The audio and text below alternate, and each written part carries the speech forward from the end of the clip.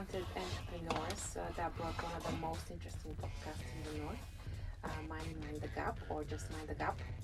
So tell me, how would you introduce yourself to someone who doesn't know who you are? Because with your fans, we already know. So how would you introduce yourself to someone who doesn't know you in your creative process? Who's going to take this? Go on, you started, you spoke first though. Right, so we're three British-born Ghanaians, born and raised in London, and somewhere through the career paths and life story, we've ended up in Manchester. And basically, our podcast is sort of a reflection of our lifestyle. So, being black-born Ghanaians in Britain, and then seeing the change from growing up in London and living our lives in Manchester, and just really bridging that gap, the difference between the cultures, coming from our background, Ghana, London, and then Manchester as well. So that's why the three of us, similar stories, we came together and thought let's sort of share our story with, I was going to say the world there, but the world. Yeah, the world. Yeah, the world. Hey, bruv, I couldn't have said it better myself. I couldn't have said it better myself, bro.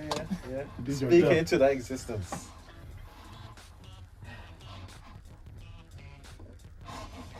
Great. So how did you come up with this name for the podcast?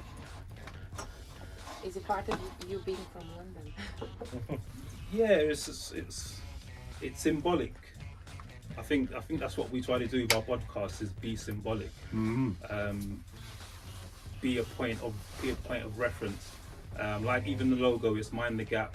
It's the train. We've got the Manchester Bee on there as well. So it's like it's bridging that gap, literally, like the train service. And even if you listen to our intro on the podcast, that's my sister on there doing the voice. It's like the train. It's traveling. It's a journey, and that's what we're trying to share with the world. Manny and the world. Manny, yeah. Manny and the world. That's great. So you also have lots of events in your pocket, and you've been quite creative around the Manchester scene.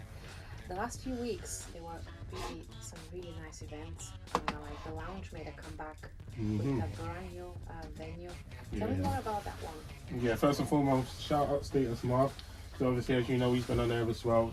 He's been quite very influential in the Manchester scene, and that event was a comedy night where it featured quite a few comedy acts from across the UK. And obviously we kind of went there, represented, supporting obviously the man them and whatnot. You probably would have seen us if you'd attended. We had a little feature and video clip on the screens as well. So again, my kind of thing, well, our kind of thing. Thank you, Status Mark. Thank you.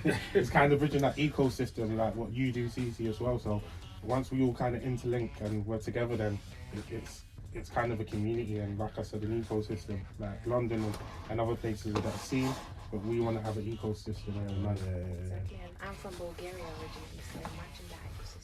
There you go. There you But go. guys, thank you so much for putting me on the stage as well, virtually, because I was part of that video. It was amazing. Yeah. I was just sitting in the audience. How did you feel? How did you feel Oh when my you god, see you? that's me over there. It wasn't experiment. Yeah, you just showed up. innit? I felt special. I felt like a celebrity. Oh, There you good. go. That's what we're trying to do. Wow, Ecosystem, superstar, innit? man. Superstar. Oh. Just 1 second. There was another one. Melanin Markets. Yes. Yeah, I couldn't make that one, so can you tell me a bit more about that one? So we were invited by the team from Melanin Markets to put on a live show.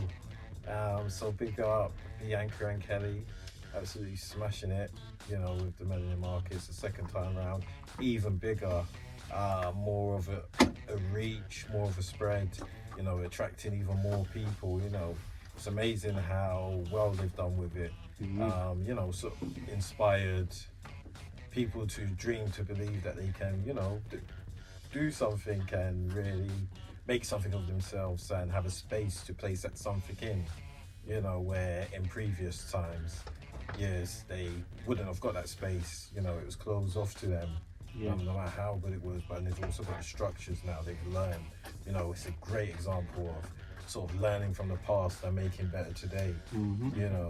That now they've found a way to monetize stuff and really do it properly.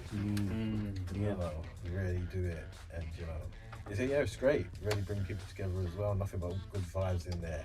How did you man find it on stage? Obviously, I couldn't be there, but I want to hear. I want to interview you like now, bro. How was your first experience in the live It was audience? nerve-wracking, but we don't know what we were going to talk about. Even like 10 minutes before, we were there trying to write something on down. It was like, well, we were trying, but we weren't doing it because we kept talking to people. People kept talking to us. Being interrupted and that. It was mad. Man. But it got to a point where it's just like, oh, this is happening. This just and that was literally about 2 seconds before. I was just like, oh gosh, this really is happening. It looks it from the pictures, isn't it? Yeah, but it was great. It was a great experience, and thank you again.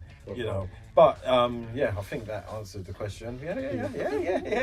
That just about No, I'm saying it was So it was I feel like quite a big moment and something that's it's a great reference point. At some stage, it's a great reference point that we did the Melanin Market. That was us starting there. And that was from early on. Exactly. So some people look back and that's where they started. That's where they started. Wow. And that.